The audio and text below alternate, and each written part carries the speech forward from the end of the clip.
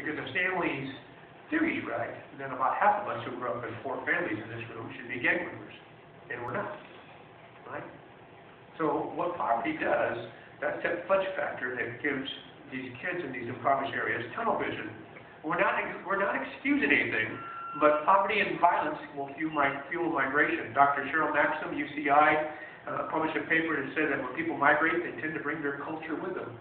And that's why in certain parts of the country we have Little Saigon, Little Tokyo, right, Little Tijuana, all those nicknames, right, where people go. But when people move, you sort of feel different. How many of you have ever been made to feel different? You just know that you were different. Somebody made you feel different. Now, my wife hails from North Carolina. Her family hails from North Carolina. I love my mother-in-law to death, but she has the IQ of a grape. She does.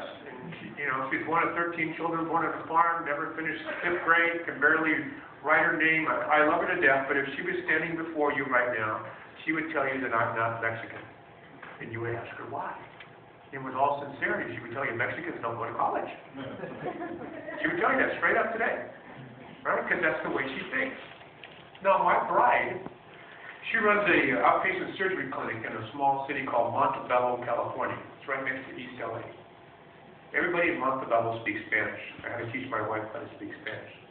The blacks speak Spanish. The Asians speak Spanish. The Asians speak better Spanish than the Spanish people who speak Spanish. Right? Everybody there speaks Spanish. A couple of years ago, she walks across the street to the little taco shop, the taqueria, to buy her employees and the other 5 docs their lunch. And this is a Monday, and as she tells the story, she was walking up to the counter, and there was an elderly Latina lady, a grandmother who owns the shop, and she says in a really bitchy tone, "We don't speak English here." And my wife said she's got the impression she was basically saying, "Get the hell out of here, white bitch." My wife is of German-Irish descent, and I would think it was safe to say that they have a temper. Would you agree? Yeah. I have seen that temper and woken up 2 days later, but I think with fire and shit shoot out of her eyes and mouth, and then we woke up 2 days later. But if she tells the story, she ends up ordering about $60 worth of food from this lady, and the lady doesn't even know that my wife employs 2 of her family members across the street at her clinic. So she comes home that night, and I got home from the university early, and I said, "Hey, honey, how was your day?"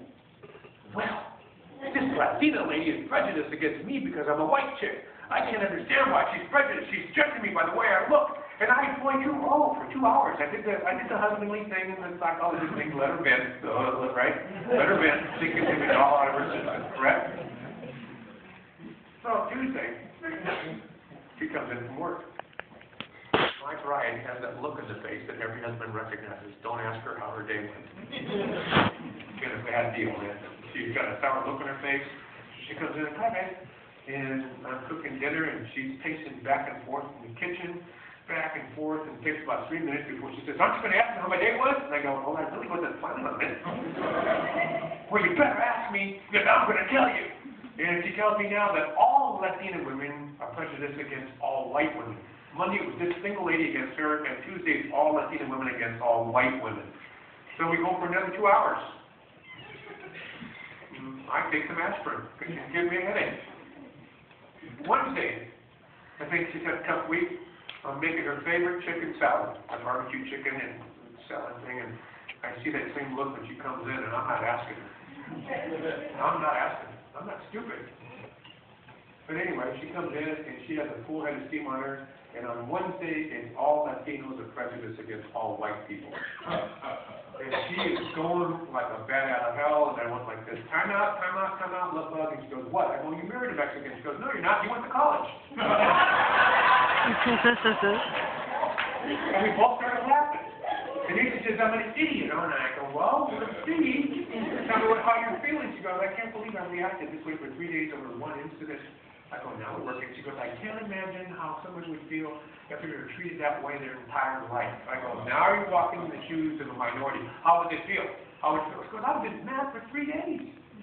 I've been mad at the world for 3 days over some stupid, silly incident. If I was treated like this my whole entire life, I'd be angry at the system. I would stereotype people." I go, now we're working. And that's how it works.